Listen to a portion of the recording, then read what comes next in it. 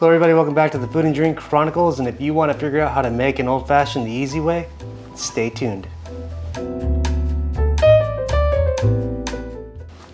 Alright, so these are the ingredients that I have. So you're going to want to get a good rye, and I have Knob Creek rye, which is great for making old fashions. I mean, you could use a bourbon, but bourbons are typically pretty strong and they'll make the drink kind of bitter. So I don't recommend using bourbons, I recommend using a good rye. Also, when it comes to the kind of sugars that you want to use in this, well, you know, you have some options. Some people like using a sugar cube. Some people like using that sugar water, also known as simple syrup. But today I'll be using agave. So a shout out to my sister for this one. So this is actually a pretty good sweetener to use, and it does make the drink taste really good. And it's healthy for you. Also, I'm gonna be using Luxardo Cherries. And I just happen to have the Luxardo Cherries, which are really good cherries. And I'll be using Angostura Bitters. This drink was invented in 1806, and it's a more simpler drink to make, and it's kind of surprising that it's lasted this long. But man, I really like old fashions. Now, if you look at my previous videos, you will have seen that I made a peanut butter old fashioned with peanut butter whiskey, and it was okay. I kind of liked it, but I like the rye version much better. So I'm gonna show you how to make it. All right, so we're gonna take our glass, which I have just a regular cocktail glass here. Pretty simple. And you're gonna take your agave, this blue agave, and you're just gonna add, just to fill the very bottom of it, you're just gonna add a little bit, not too much. All right guys, we are cracking open a new thing of Luxardo cherries. These cherries are really, really good. Now I do have some advice on these cherries. Do not put them in the fridge. So these are to remain, you know, like self-stabled, because if you put it in the fridge, what's gonna happen is your juice is gonna gum up, okay? And you don't want that.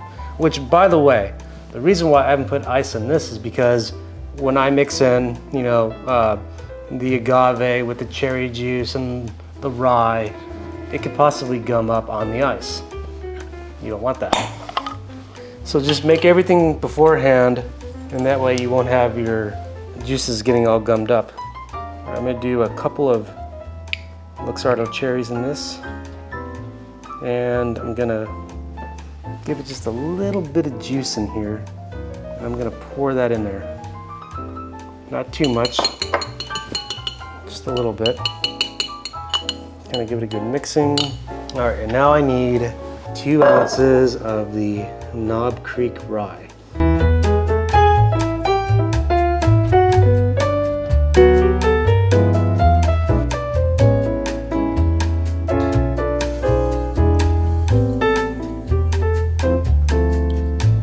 Okay, so now I'm just gonna mix everything in.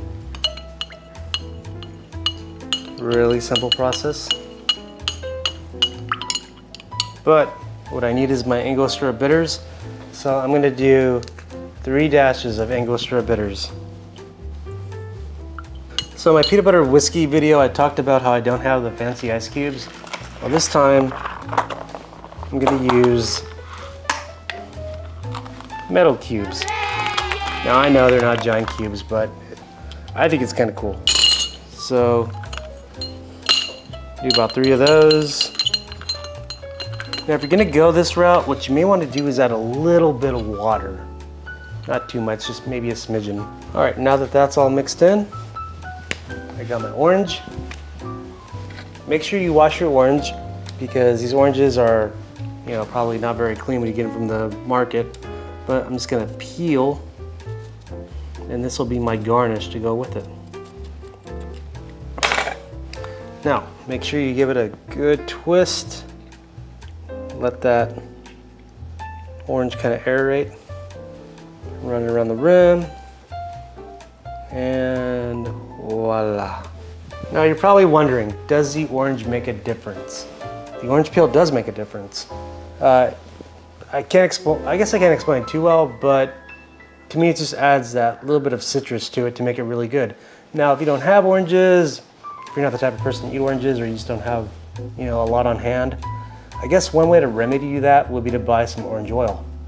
So if you ever see my videos on shaker and spoon, you'll see that I got some orange oil from that. Now that makes it a little bit easier because you can just do like a couple sprays and that'll get, you know, your citrus into the drink. Not bad. Now I prefer it with cubes, but I did want to go a little bit fancy and, you know, use some better cubes. I think this is all right. It has really good flavor to it. It's very smooth, very crisp. You know, it's not like a bourbon. It's not, you know, too powerful. You know, it doesn't have that harshness to it. So again, when you're making old fashioned, I recommend that you use rye and not bourbon. All right, now we got a special surprise, guys. All right, guys, so Celeste is here, and she's gonna talk about the spicy tamarind Smirnoff. So we're at Costco today, just picking up more liquor. And I saw this. I had never seen it before. And tamarindo is like a really Mexican flavor that we use in a lot of candies. So I decided to pick it up to see what it tastes like. So let's give it a try. All right, so I got some ice.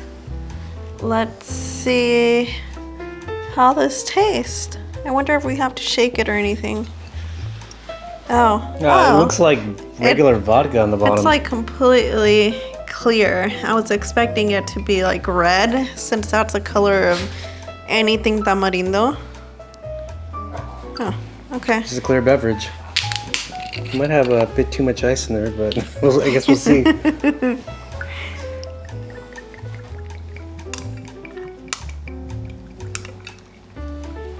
Oh, you got quite a bit. Go big or go home. And since we're already home, we can go big. Does it smell like anything? Oh yeah, it smells like tamarindo. Oh wow. It reminds me of those rayerindo candies, the ones that look like a peanut, that are red and they have like some tamarindo on the inside. It's got like a spicy sweet smell to it. Yeah. Huh. You don't like it? I'm confused on the flavor. It definitely tastes like tamarindo. It is spicy. It's pretty spicy. But I don't know. I feel like it has like a different like under layer taste. It's pretty spicy. Yeah. Ooh. What do you think? It tastes like Mexican candy. Yeah. Like it's sweet, it's spicy, it's got that flavor to it, kind of like, what is it? What is that stuff that we get that sauce? Oh, chamoy.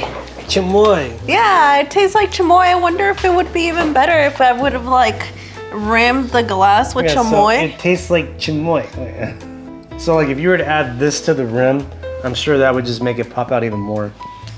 Yeah, I mean, it's definitely what it says here. It says it's spicy, tamarindo, it's tangy. It does have that sweet and spicy flavor.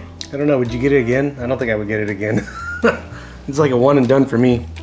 Oh yeah, I think so. Like, even though it does taste a lot like tamarindo, I feel like, I don't know if it's like the Smirnoff vodka that's giving it like a weird taste to it. I don't know how to describe it. It's just, I feel like Smirnoff and this tamarindo flavor don't mesh very well. Well, you don't have to mix it with anything, so that's a good thing. It's a really quick and easy drink to make. The bottle is all the hype. It's a really neat looking bottle. But yeah, I mean, if you're interested in it, definitely pick it up. You know, if you're in Costco, if you find it at the liquor store, wherever you may find it. Yeah, I feel like if you like Smirnoff drinks, if you like these types, they have several different flavors. If you like them, then you will definitely like this tamarindo flavored one. We're not Smirnoff drinkers. I can't remember the last time I had a Smirnoff, to be honest. I'm not a Smirnoff drinker. So I think that's what's holding me back. But if you like it, I mean, just like the smell brings me back to eating rayerindo, one of those Mexican candies. So it's worth a try, at least once, if you can find it. that's it for the Food and Drink Chronicles. I hope you guys enjoyed this video. If you've not subscribed, please consider subscribing to our channel. Cheers. Cheers.